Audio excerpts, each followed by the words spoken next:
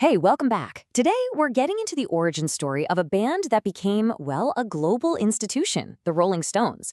But listen, this isn't just a story about a few guys getting together to play music. Nope. It's about how four very different young men were all shaped by the exact same forces in a time and a place that was just desperate for a shock to the system.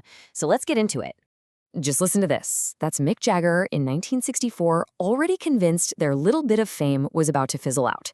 Looking back now, 60 years later, that quote is it's almost funny, right? It perfectly captures how unbelievably unlikely their whole existence was. The Rolling Stones weren't supposed to last 2 years, let alone become the biggest rock and roll band in the world.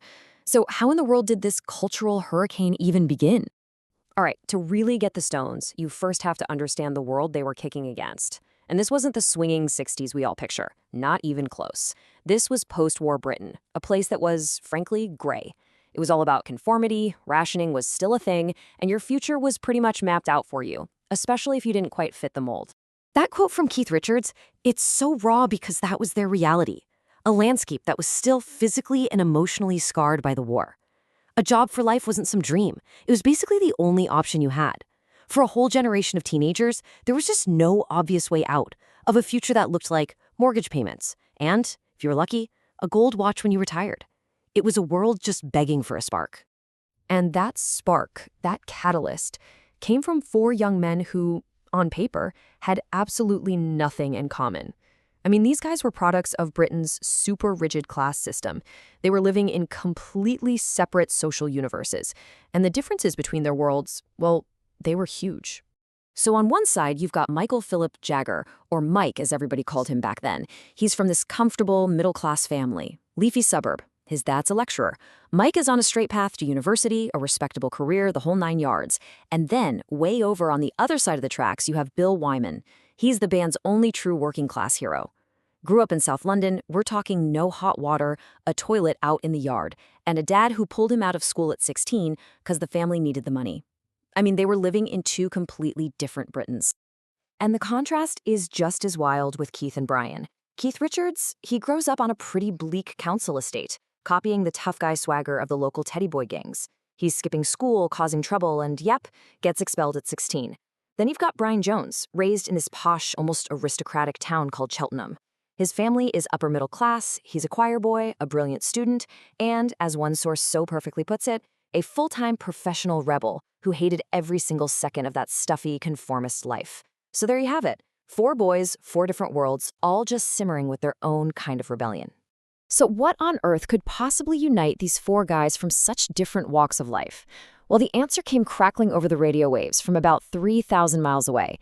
It was an invasion of sound, coming from America, that was about to turn their gray world completely upside down.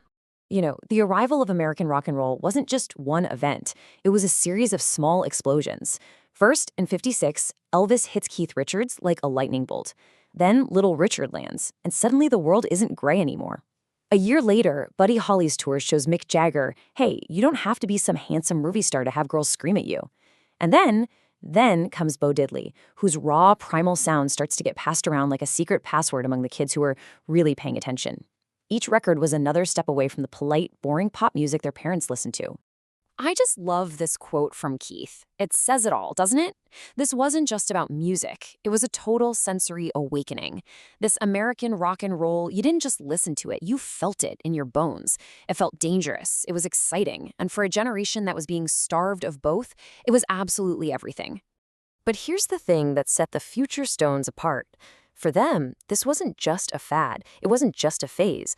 A casual interest pretty quickly spiraled into this deep, almost academic obsession. See, they didn't just want to listen to rock and roll. They wanted to know where it came from. They had to find the source. And that source was rhythm and blues. As Mick Jagger himself put it, part of the appeal was that this was underclass music. It was coming from a Black American culture that was totally alien to these English kids. It was raw. It felt so much more authentic than anything they'd ever heard. And, this is crucial, it was a secret. This wasn't the kind of stuff you'd hear on the BBC. No way. This was a hidden world, a secret language they had to go out and find for themselves. So the hunt began. They became total fanatics, dropping names like Muddy Waters and Howling Wolf in the school common room, probably confusing the heck out of everyone else. They were getting up at 5 in the morning just to catch a half-hour blues show on the American Forces Network radio. They'd take the train to specialist record shops in London, digging through dusty bins, searching for these obscure import records by guys like Chuck Berry, Elmore James, and the almost mythical Robert Johnson. And let's be clear, this whole obsession was about way more than just collecting records. It was a statement. It was their own quiet, or not so quiet, form of nonconformity. Their taste in music set them apart, and so did their attitude and their style.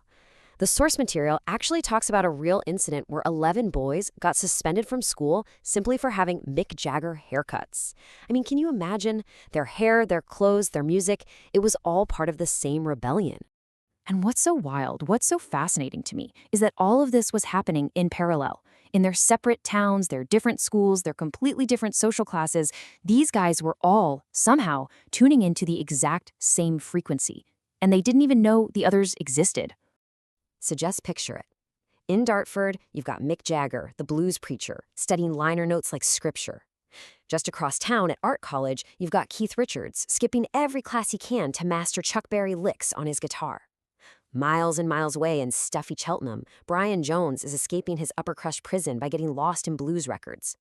And even further away, stationed in Germany with the Royal Air Force, Bill Wyman hears rock and roll for the very first time and buys a guitar. 4 completely separate paths, all unknowingly pointed at the exact same destination. You see, the Rolling Stones weren't just a band that decided to play some music. They were kind of the inevitable result of a cultural moment. They were the collision of class and rebellion and this secret language that came from across an ocean. They were 4 separate rebellions just waiting to find a single electrifying voice. And that leaves us with one heck of a question. What happens when they finally find it?